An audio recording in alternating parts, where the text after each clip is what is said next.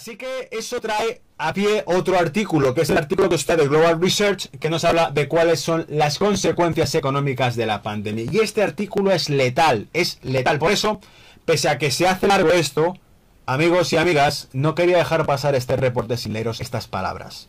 El Consejo General de la OMS calificó esta pandemia. Esta decisión ya fue tomada por la WEF, el Foro Económico Mundial en Davos, del 20 al 24 de enero de 2020, cuando la OMS registró el total de casos de COVID fuera de China como 150 casos. Pero ya entonces se habló de pandemia en el Foro Económico de Davos.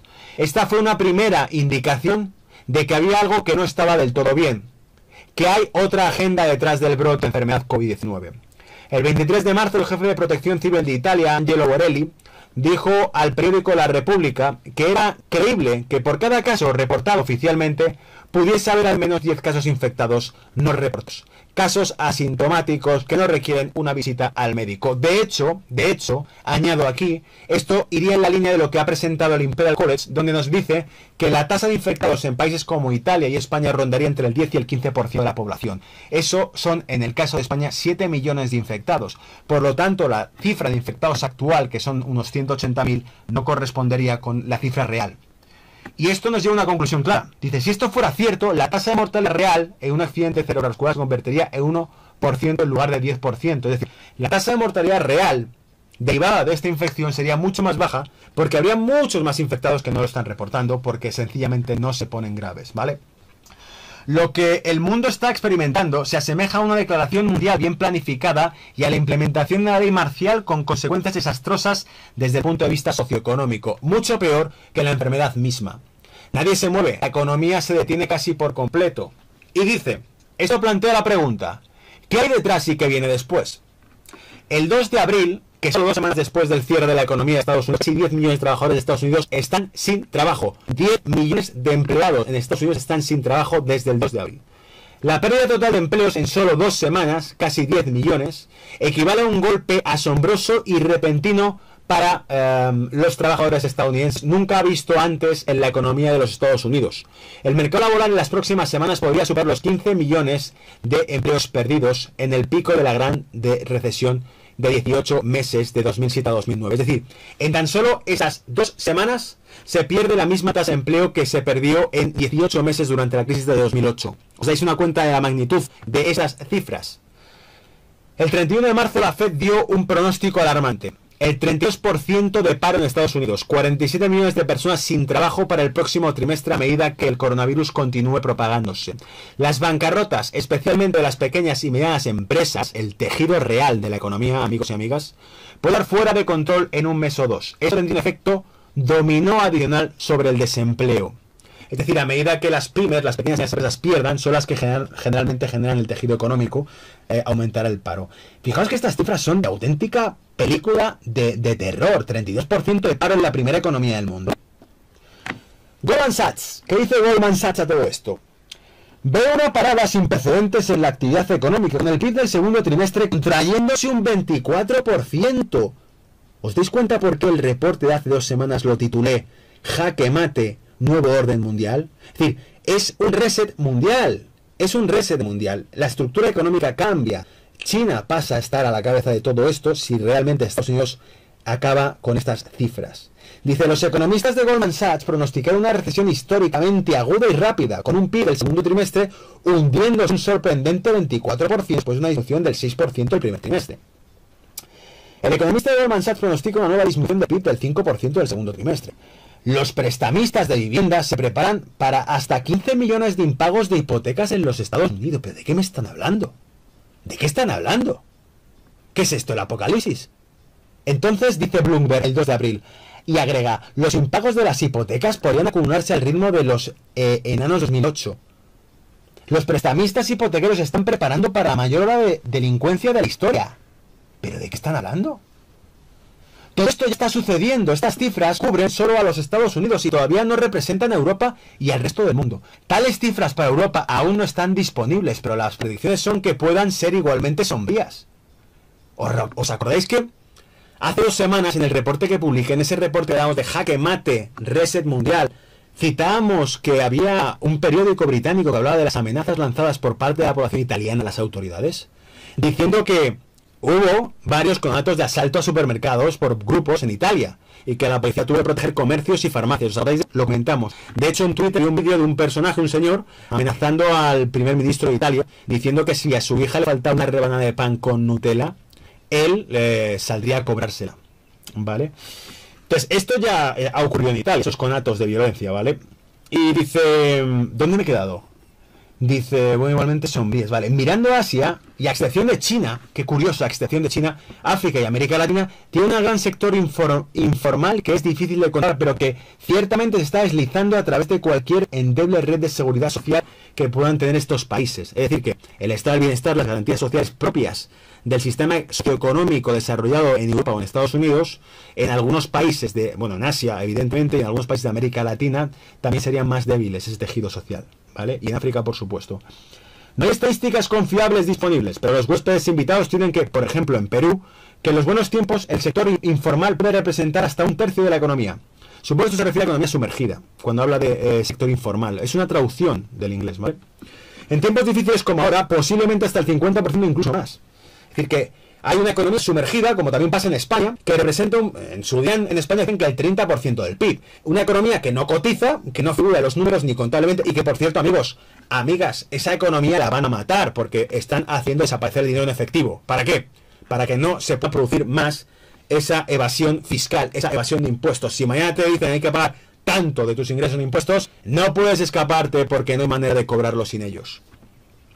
La imagen de una próxima mega depresión que nunca existió en la historia reciente puede continuar, ya que muchas de las pequeñas y medianas empresas en bancarrota, incluidas las aerolíneas, la industria turística, etcétera, serán compradas por enormes monopolios que ya existen. Por ejemplo, Google, Amazon, Alibaba y más. Pueden tener lugar fusiones de proporciones gigantescas. Puede ser el último cambio de capital de abajo hacia arriba en nuestra era de civilización tal como la conocemos.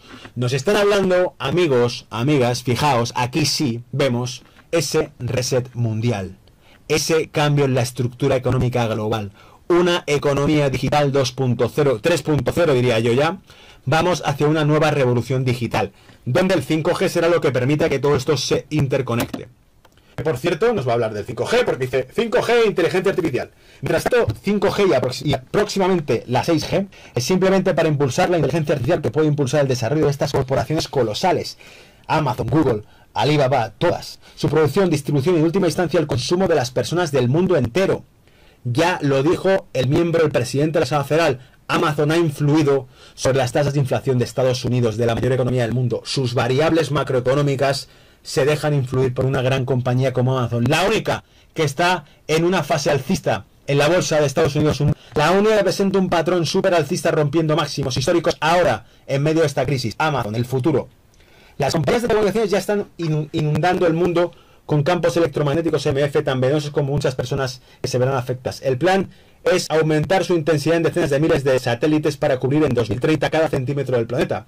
Pero entiendan esto, ninguno de los impactos en la salud del 5G se ha estudiado oficialmente, no en los Estados Unidos, ni en Europa, ni en China. El impacto puede ser desastroso en la vida humana y en la vida de la madre tierra en general. Aquí esta es la parte ecologista que nos habla del blog y que probablemente tenga algo de razón en lo que está diciendo, ¿vale?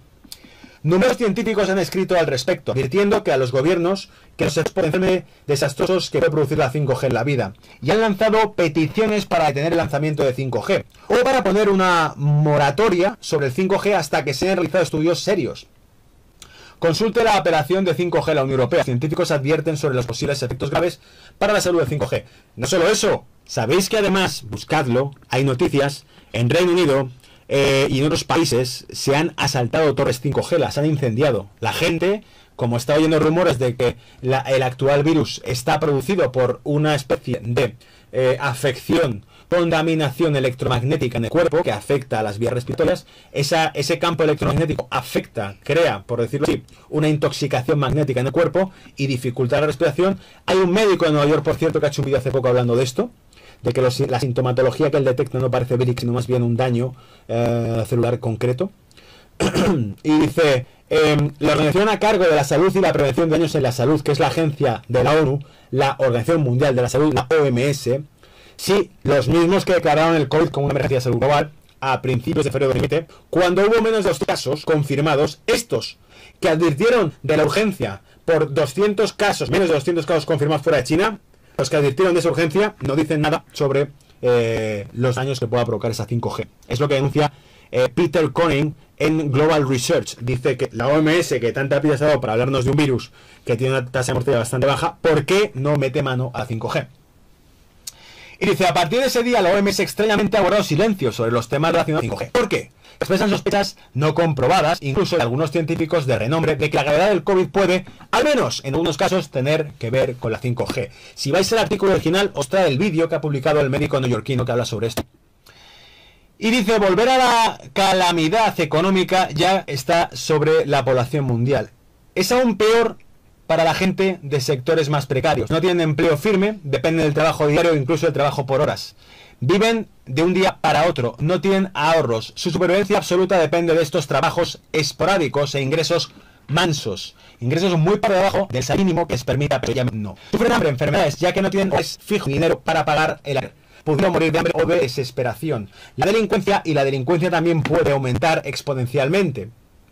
Las personas hambrientas no tienen nada que perder. Pueden asaltar supermercados y farmacias. Esto ya lo hemos visto en Italia. Este escenario es del fin del mundo, no es una ficción, es real. Ya está sucediendo ahora, dice el blog Global Research. Y lo que vemos podría ser solo la pequeña punta del iceberg.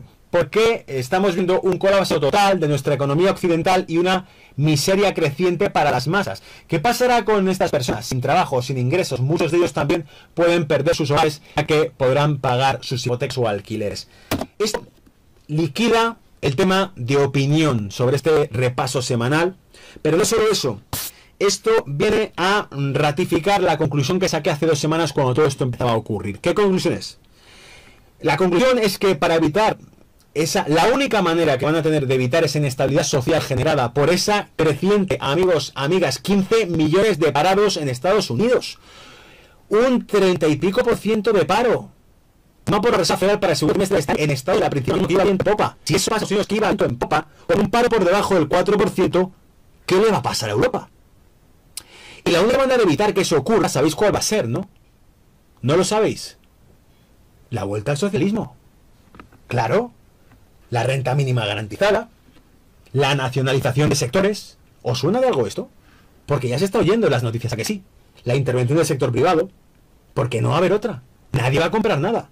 Solamente va a haber que dar dinero gratis para que la gente siga consumiendo y para que la gente no salga a la sala de la calle, ¿verdad? Estas medidas se están anunciando ya. O sea, esto es la realidad de lo que estamos viendo. Así que, en esos casos, pues no nos queda otra que imaginarnos que si este escenario tan negativo se cumple, iremos de cabeza a la vuelta a eso, a un estado casi, diría yo, pues socialista, nacionalización, que ya están sugiriendo las mayores economías del mundo. ¿Vale? Aquí ya es el himno de la Unión Soviética, sí señor. Pues hacia eso vamos ya. Es decir, no te lo imaginabas, guerra comercial, China contra las cuerdas, y en un trimestre se ha dado la vuelta a la tortilla y el mundo entero se está volviendo socialista. ¿Vale? Y no socialista de verdad, o socialista a lo chino, nacionalización de todo. Bien, nos metemos con gráficos. Preguntas hasta aquí después de la locura que os he soltado. Ya lo siento para algunos porque os he taladrado la cabeza, pero bien con todo.